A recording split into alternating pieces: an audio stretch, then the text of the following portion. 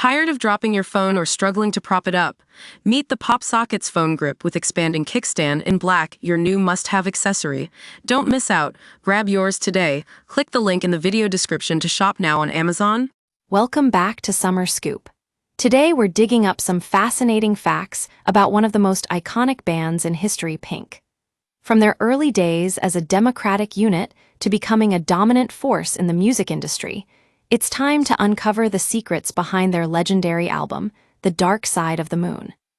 Let's start with the band members themselves.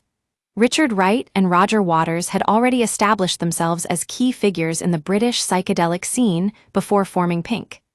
They recruited who would become a central figure in the band's early sound, but unfortunately, his mental health struggles led to his departure from the group. Fast forward to 1972, when Pink was working on their 8th album, The Dark Side of the Moon. This was a game-changer for the band, as they were now riding high on confidence and had conquered Europe, particularly France. However, in the States, they still lagged behind in terms of popularity. One of the most interesting aspects of this period is how Pink experimented with early synthesizers like the EMS VCS-3. These innovative instruments helped them create some truly groundbreaking sounds, including the iconic electronic instrumental, On the Run. As Mason says, "We didn't have access to the finer instruments of the period, but it was easier for us to use the simpler ones properly." Now, let's talk about the infamous Abbey Road sessions.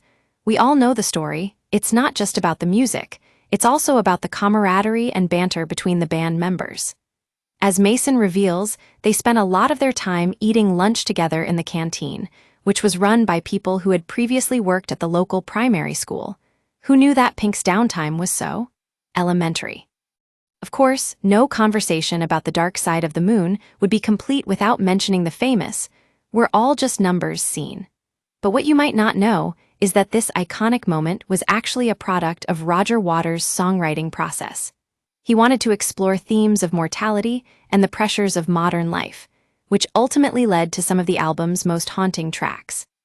As we look back on The Dark Side of the Moon 52 years after its release, it's clear that Pink's music continues to inspire new generations. And as Mason so aptly puts it, it would be totally churlish to say I'm unhappy with any of it. So, let's raise a glass, or two, to the band that brought us some of the most timeless and thought-provoking music of all time.